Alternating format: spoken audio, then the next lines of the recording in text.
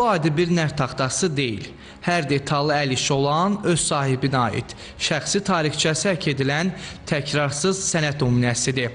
Bugün ənənəvi ağac üzərində oymaqçılıq evaksi texnologiyası ilə birləşərək bu masa üstü oyun taxtasını sənət nümunəsinə çevirib. Son illər bu nərdlərə tələbat artıb.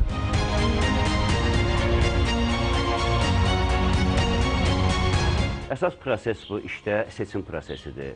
Həm insanların istəyini düşünmək lazımdır, həm də orada bir qədər rəssamlıq da lazımdır ki, sonda alınacaq məhsul maraqlı çıxsın, təkrar olunmaz çıxsın.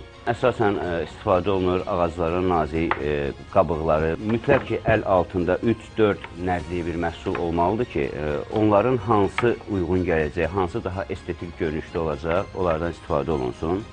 Bu, belə deyək ki, bizim bir qəlib kimi rol oynayır və məhsullar müntəzəm onun üzərinə düzülür.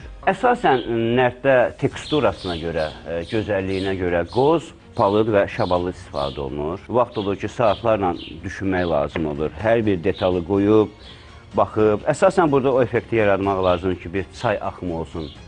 Bu nərdlər adi oyun üçün deyil, daha çox ev dekorasiyası və xüsusi hədiyyə kimi hazırlanır. Hazırlanma müddəti isə sifarişçilərin seçiminə və zövqünə görə bəzən 6 ayədək davam edir. Əsasən də çalışılır ki, hansısa qolun birində bütöv bir materialdan istifadə olunsun ki, həm möhkəmlik yaratsın, həm də tam o gözəlliyi alsın.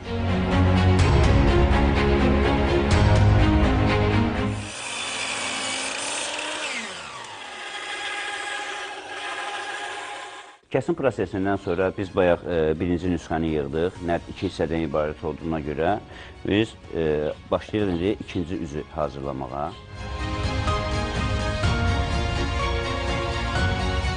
Hər bir müştərinin öz istəyi olur.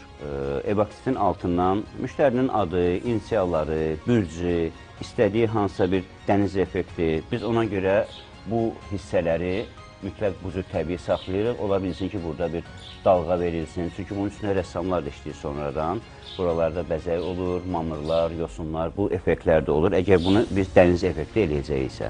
Bir dəfə olub ki, yəni insanın yubileyidir və bütün həyat yolunu nərdin üstündə hazır edib ona təqdim eləmək istəyirdilər. O bizdə tam 6 ay proses çəkib ki, İnsanlar məlumatlar yığıblar, hətta onun qol imzasında müəyyən özü xəbəri olmadan tapıb gətirmişdilər. Biz onu da ora elədik və bu proses ümumilikdə 6 ay çəkdi.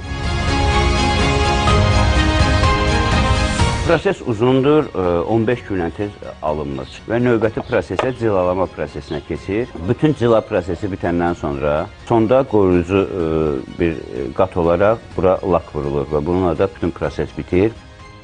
Ustanın sözlərinə görə eyni dizayn və incəliyi təkrarlanmaq mümkün deyil.